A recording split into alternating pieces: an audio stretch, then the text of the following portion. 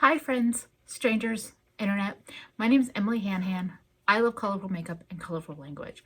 And today I'm here with another exciting collaboration. Today's collaboration is with Britt Clark. So let me tell you a little bit about Britt before I dig into the video itself. Britt is a creator here on YouTube. She is somebody that does beauty videos, and I think she also does lifestyle kind of videos. She does a lot of live streams and she does them brilliantly, like managing doing her makeup, reacting with chat, all of that. So much fun. I kind of found her through her live stream she did with Karen Harris Makeup and Kara C. Although I had known of Britt because of Teresa is Dead and Michelle Wong. But just in the last month and a half, I feel like I really clicked with Britt.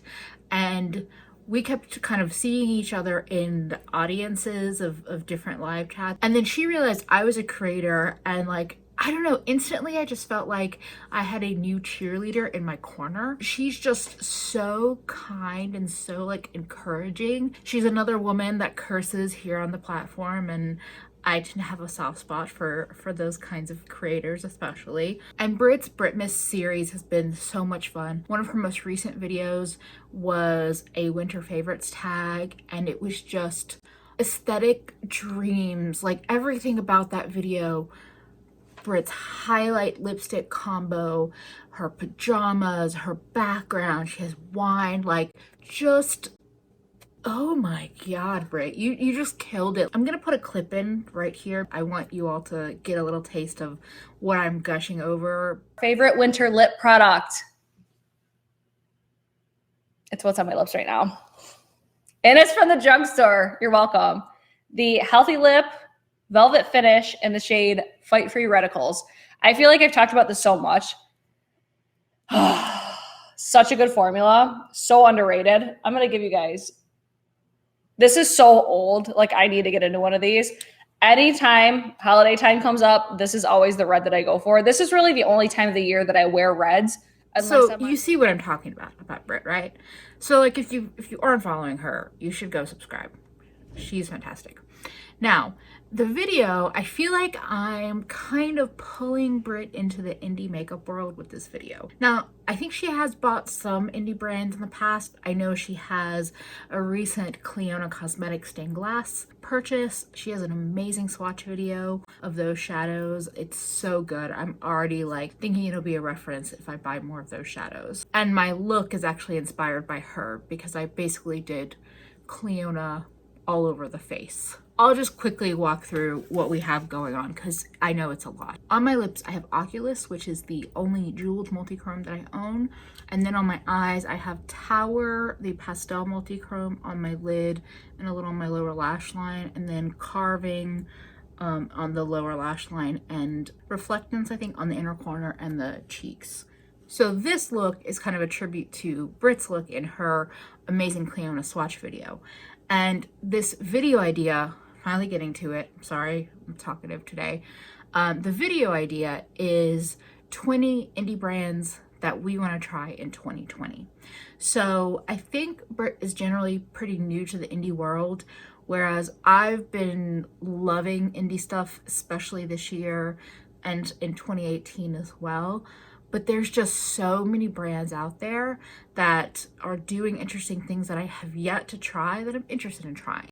For me, there's no way in hell I'm gonna try all 20 of these brands in 2020. If I try a quarter of them, I would be surprised. Happy, but surprised. But I just wanted to use this video as a way to show you kind of what's on my wish list, what I found out there, and then if anybody has thoughts or opinions on any of the brands or products that I mentioned, you can also give me your advice or guidance on maybe what's worth grabbing and what's worth skipping. So I just wanted to quickly also define, for me, when I think about indie makeup, how I think about it is that it's a brand that doesn't have a parent company. Usually if I'm looking at indie makeup, I'm hoping that I'm not buying just private labeled stuff that's been kind of put together however that brand wants to. I'm not totally against private label, but it's not the kind of ethos of indie that I would prefer to be shopping from. So my main definition is that it's a brand that doesn't have a parent company,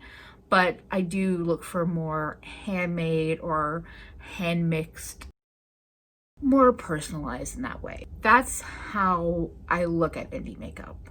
Now, it's 20 brands, so I know this is going to be a long video, so let's just get into it. I have my list sorted alphabetically because I felt like that was the fairest way to work through the list. So first up, we have Ace Beauté. Now, Ace Beauté, I would say, is like, it's a brand that I look at and I think about, but I don't lust over it. But their Flare palette, there's something about the color story in the Flare palette that just really has drawn me in over and over again. I keep seeing pictures of it and I think, yeah, I'd like to get that. I'd like to have that in my collection. But I've also heard hit and miss things about Ace Beauté, so I've been less ready to just buy it. I'm really bummed that Riley Rose isn't really a thing anymore. I was hoping I could go in and like see the Flare palette in person, and I don't know, there's something about seeing makeup in person that can really help me make a decision, yes or no. But it's like it's a maybe for next year. The next up on my list is kind of the opposite end of a maybe, and that's Amy Hearts Beauty. I originally knew them as kind of a single eyeshadows brand. They did have some palettes. They also had some kind of like jelly shadows, but then they collaborated with Amy Loves Makeup and put out this Alma palette. The Alma palette is in the top 2 things on my wish list that I would buy right away if I had that extra makeup money right now. Like top 2 on the list. I just think that it looks like a beautiful color story, a great mix of textures and finishes, and it's one of those brands that like I've heard of here or there, but I've never felt that pull.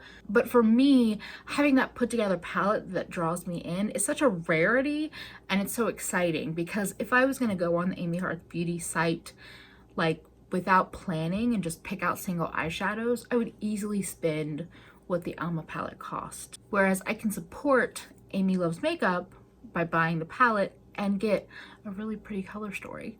I'm hoping it'll happen this year with Amy Hearts Beauty. We'll see. Okay, next up on the list is Baby Bat Beauty. Baby Bat Beauty is a brand that I've heard about, I feel like, for quite a while. But the thing that I keep hearing about them is their liquid lipsticks. I hear that they're amazing. Even though I'm wearing one today, I'm just not looking to add liquid lipsticks to my collection in 2020. They do have some beautiful eyeshadows on their site. It looks like they do highlighters. They have a mixing potion that intrigues me. They even have a mascara on their website. They're just a brand that I'm gonna keep my eye out on and see what comes of them. They do multichromes, they do glittery shades, they do matte. I feel like they have like a story to their brand and kind of a built out product line, but I don't know that much about them. I don't know, let me know in the comments if anybody here has tried them, if their liquid lipsticks are like life-changing and multiple people swear up and down that they don't dry out your lips. I might be willing to try them, or let me know of other things that you've tried from the brand that you think I should check out. I always get the 2 brands that I'm mentioning confused. The next brand up is Beauty Bar Baby. So the thing with Beauty Bar Baby that actually caught me when I went back to their social media just like yesterday, today, is this shifting chameleon single eyeshadow called Twisted Mint. Now, multichromes and these like shifting shadows are huge in the indie world. They're everywhere.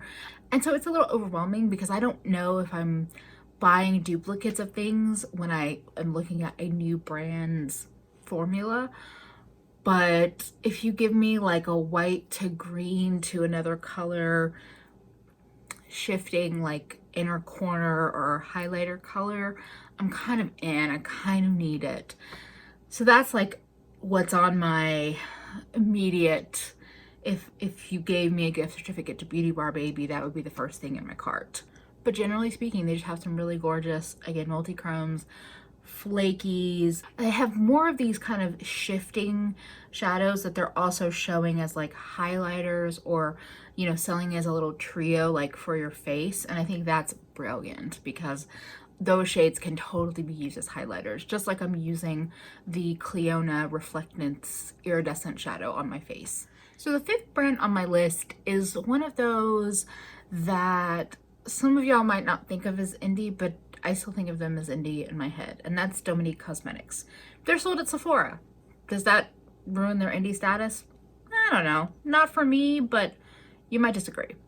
Dominique Cosmetics is one of those brands that keeps releasing palettes that are like near misses for me to buy.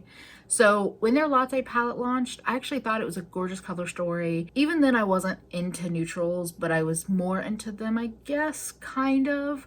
And I was tempted by it, especially with the purple and the blue in there. But I just kind of waited. And then the Lemonade palette launched, and that almost had me because that's a palette for me, like that concept and that color story. But almost as soon as it launched, I was hearing mixed reviews. So again, I waited. And then they had the berries and cream. Again, I thought it was pretty. Didn't feel like I needed it. Kind of wanted it, didn't feel like I needed it. And they had a couple other this season. And then the Celestial Storm one was probably the closest one where I felt like, ooh, okay, I would like to see that in store. But even before I could see it in store, as I stared at the palette more and more, I thought, I have those colors, I can hold off. So every palette she releases, I can see some validity and some beauty in, but it doesn't get me to buy. So I'm waiting. I'm waiting for the right palette. And in some ways that's a good thing, because if I don't ever try it because I never feel like I found the right palette, that's okay. It's not the end of the world to not own every piece of makeup. I dig the aesthetic that Dominique Cosmetics is kind of building with her palettes, but none of them have been quite the true love. So M Cosmetics, or Emmy Cosmetics, this is E-M-M-E, not M Cosmetics like Michelle Phan's brand. M Cosmetics is a Canadian-based brand that seems to do a lot of single eyeshadows. If you can't tell, that's a love of mine.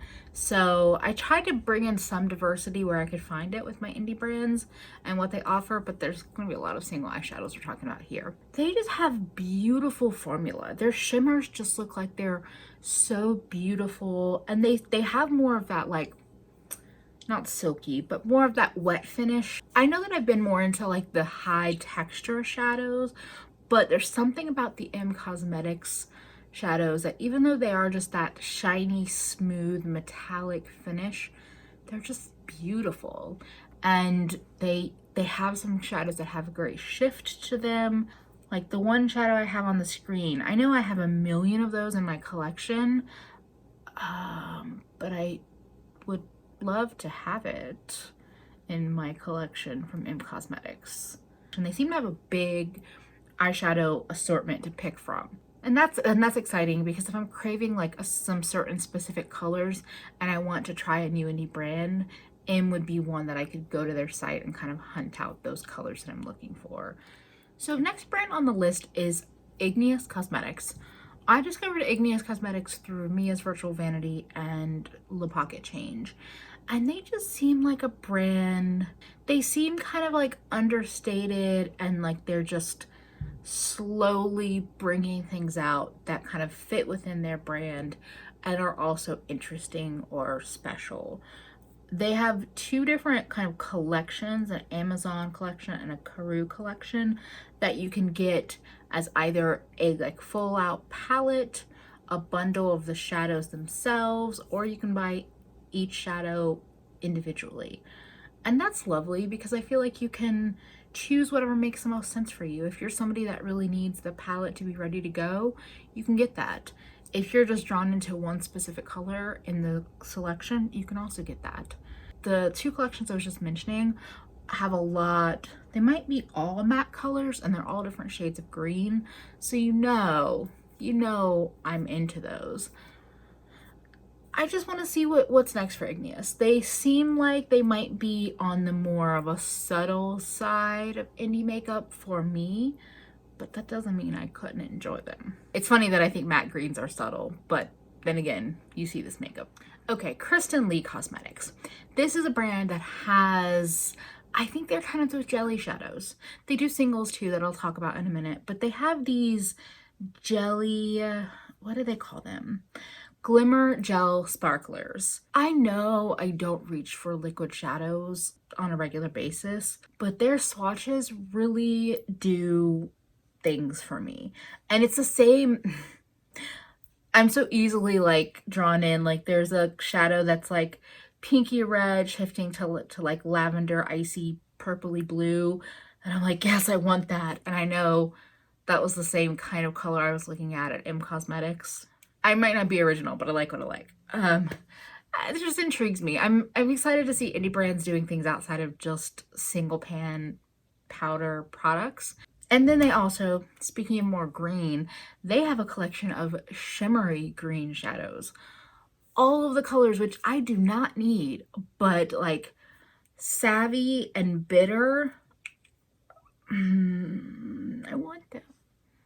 I definitely don't need them, but they are just gorgeous and beautiful. And yeah, I don't know much about Kristen Lee Cosmetics, but if that's what they're releasing, I'm interested. Oh, okay. Next we have Likely Makeup. Now, I knew of Likely Makeup as a makeup artist or makeup account on Instagram, but I didn't know about her brand until quite recently, which would make sense because her brand was all eyelashes before a few months ago.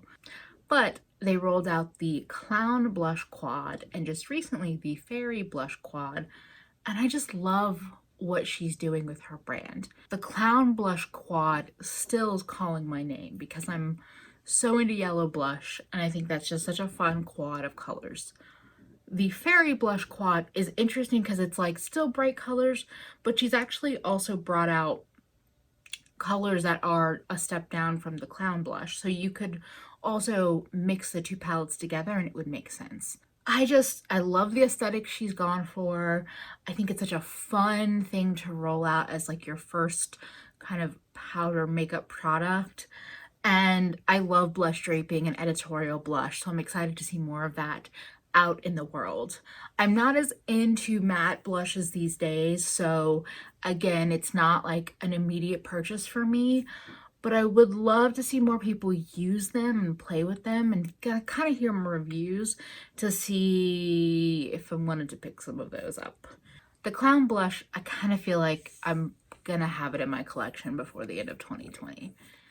Next up is Linda Hallberg Cosmetics. Okay, a lot of what she releases is beautiful and stunning, and I think competitively kind of gives me like Pat McGrath feelings, but for a slightly different market, a slightly different take. Her eye pencils, that is what I want. Her mood crayons. That 5-pack that's primary colors, that is what I want. I really want to try those. $10 an eye pencil, like 5 pencils for $50.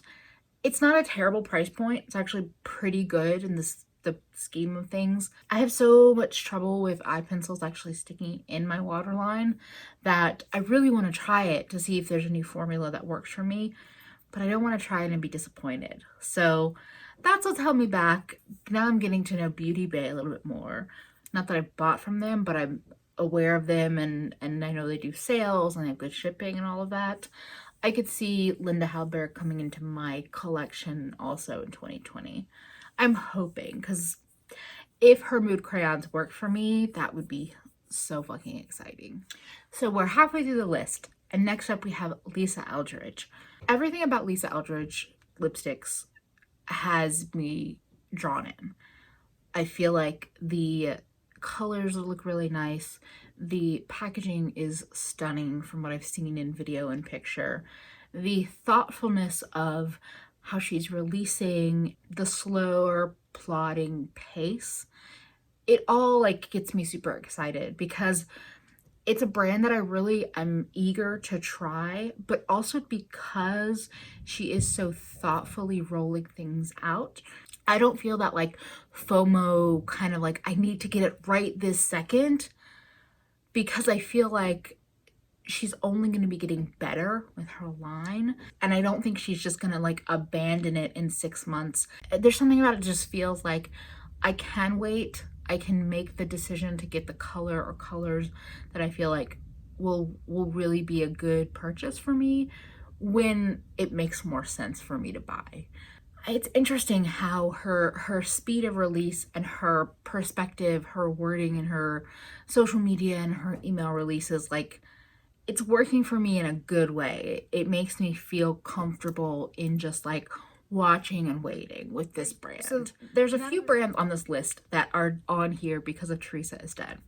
The first brand is Makeup Maniac Cosmetics. I just recently saw Teresa's video featuring the Makeup Maniac box. The box itself isn't what I want, but she mentioned in her video that Makeup Maniacs does colorful eyeliners and that she really loves them. I had no idea that these eyeliners existed, and while I'm not a huge liquid eyeliner person, I would pick up a bright liner just to have in my collection and be able to play with, from an indie brand especially, because I'd love to be able to support an indie brand and then have a new product where I can play on different techniques that I probably have never done before. Teresa was also wearing their highlighter in like an Instagram post and in the video, and she just had the most like beautiful, reflective, shiny highlighter. So it's yet another indie highlighter that's like on a wish list. I feel like my loves and wants are so easy to predict. Shiny duochrome multi-chrome shadows, reflective highlighters that give you that beautiful alien slut glow. You release some of those products and you're going to end up on my wish list. The next brand on my list is also because of Teresa. This is MPA Cosmetics. I'm pretty sure they have some ridiculously beautiful multichromes. They also have pressed glitters, and Teresa has said to me, I think it was MPA Cosmetics, where she's like, if you're gonna get a pressed glitter, like theirs is the best that I've tried. I'm hit and miss on pressed glitters, but they sell them as singles, they sell them as quads. So the thought of being able to pick up just like one to try out, that intrigues me.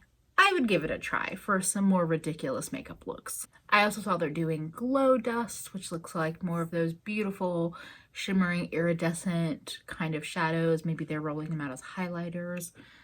They intrigue me. And I'll be honest, the reason why they as a brand kind of stay floating in my head as an indie brand to check out is that there is an influencer who I think works either like with them or for them, Agape Love Girl.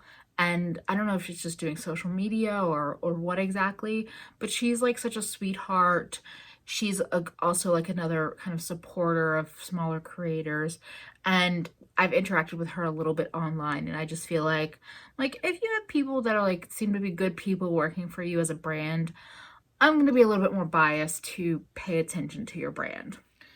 So the next brand on the list is kind of, I could have taken them off this list, but I'm not going to because I made the list before I got this item. So I have Melt on my list. I've had them on my like intrigue list for a long time, and when I was starting this list for 2020, they were one of the first brands I thought of because I feel like there's so much hype around them that I really want to try them. I think that they are doing interesting things, but I just hadn't been quite sold on any one palette yet. And then actually today, I got the Melt Gemini palette. This is a hand-me-down. I'm so excited to dig into this. For me, these four colors over here are like the part of this palette that really made me want it. But I was never going to spend $58 on four shades. So I'm super excited to have this in my collection and play with and see if I feel like the hype is real or how I feel about it. And then I'm still intrigued beyond this to see what Melt comes out with this year, because I've talked about it multiple times. The Amor Eterno collection I thought was like stellar. And so if that's how they're ending 2019, I want to see what's coming for 2020. So we're about 75% of the way through the video. We're on number 15, Midas Cosmetics. I actually filmed this video a couple days ago. I decided to refilm it because I felt like I was a hot mess, although maybe I'm always a hot mess. But I'm actually kind of stoked that I'm refilming this because Midas just announced that they are collaborating with Hannah of Smoky Glow to put out like a palette and lip glosses and I think maybe a highlighter palette. I'm so excited for Hannah, and I'm so intrigued to see what they do. Midas again, has kind of had, I won't say they've had near miss palettes for me, but they've had some releases that intrigue me, but again, I haven't like taken that plunge. Their coffee quads, I think, are really nicely done. That one with the teal and the mustardy color. I thought their Flower Bomb was a beautiful, colorful palette from pictures, but I didn't really want all the pressed glitters. But I want to see what they're doing with Hannah. I think they're doing pretty competitively priced, interesting releases with color, with neutrals, kind of covering all the bases. So the next brand up is Necromancy Cosmetica. I'm just gonna say it. If you're mourning the loss of Kat Von D as like a brand, buy from Necromancy Cosmetica. They do bullet lipsticks in all kinds of colors. I see mustard and gold, dark green and dark blue and blacks and reds and browns, and I'm so interested to try their formula, see what it's like. They are based in Puerto Rico, and I just think that 2020 is the year of bullet lipsticks, so I want to finally try Necromancy Cosmetica, an indie brand that's doing something a little different out there. The third brand on the list that is a Teresa is Dead inspired edition is Notoriously Morbid. So I think they are one of those brands, kind of like Baby Bat Beauty and some of these other that I would hear of here and there, but I hadn't really heard of too much. And then she actually just yesterday, just on Christmas Day, did a look with one of their multichromes. And I was like, bitch, I need to make sure they're on my list. That is so pretty. I think the thing that doesn't initially like pull me in with Notoriously Morbid is that they do loose pigment shadows, and I'm just too much mess, too much, no, can't do it. But if it's super, super pretty and special, I might be willing to give it a try. And they have this one that's like so not me, but I saw it and I just had to mention it. It's called Lord Licorice. It looks like it's a black based eyeshadow that has like gold, orange, red, like glittery, color flippy pigment in it. It's like Halloween in an eyeshadow. That's what it says to me. It's just so fucking cool. I was like, I gotta mention them and their multichromes and their shadows, because that's just cool. So next up on the list is Shroud Cosmetics. Shroud Cosmetics was formerly named Strobe Cosmetics. I discovered them from their Creepy Cute palette, and I'm really surprised I never bought that palette. I think the thing for me is that the reasons why it was creepy and why so many people liked it, the gray and black colors in there, were what drew me away from the palette. So I just never went for it. And then they actually released the pastel mattes as single eyeshadows. They weren't really doing other single shadows at that time. Just recently, they've released some more singles, and they've also released this Arcana palette with their revamp. So they're back on my like radar, and I wouldn't mind being able to go on and pick up maybe a couple of pastel mattes and a couple of pretty shimmers to give them a try, be able to try out their different formulas. The Arcana palette is one of those palettes that aesthetically I think is beautiful. I think it's a beautiful addition to their line. I think they did a killer color story, but it's not colors that I reach for that often myself, so I didn't buy it. With the whole name and branding kind of changeover, I'm very intrigued to see what is to come. So the next brand up is Tammy Snuka. She also goes by Sigil Inspired. Speaking of loose pigments and flakies, I feel like if I was going to make a purchase from a brand and specifically buy any loose pigments, it would be from Tammy Snuka. Her Instagram is dangerous because she posts makeup looks using her shadows and swatches, and also like swatch pictures based on a color palette. And I don't know if she's a makeup artist or she just has a makeup artist working with her, but seeing them like on the eyes, that always gets me extra excited. So she does like flakies and loose pigments, and the color shifts and the textures. She has this photo of different green pigments that she sells that's like the definition of what I'm talking about when I say texture. There's like different shimmers and mattes and more like chunky things, and I think she is way ahead of the curve in a lot of ways. I'm just so fascinated by what she's doing. I just have to like get over my annoyance with loose pigments, but between her Instagram and Angela Marie Tanner, they're really coming for my like anti-loose pigment stance. Oh wow, okay, we're at the end. We're at number 20, and number 20 is going to Terra Cosmetics. Speaking of iridescent chameleon shifter shadows, Terra I feel like has kind of burst into my social media with their most recent release, which I think they're calling iridescent chameleons. Let me double check. The shifts in these shadows. I don't know what it is about this picture in particular. I was already interested in Terra Moon, but then this picture, I was like, oh, fuck me up. I want those. Why do these always get me? Why? Can somebody tell me? They're just so pretty. They're just so pretty. I've seen Angelica Nyquist swatch them and Amy Loves Makeup swatch them. They're just so stunning. And they're doing multichromes, and they have other shimmery shadows that have like great flips to them. It's more single eyeshadows. You should be used to that around here. I love them. These chameleon shifters though are probably at the top of my list, like top 5 on my list of things I would purchase soon.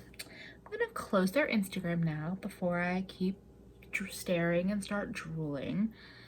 So that's the end of that list.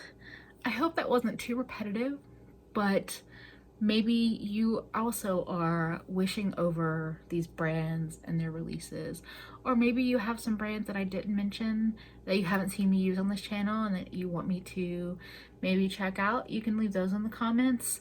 If you have come over here from Britt's channel, thank you so much. I so appreciate you.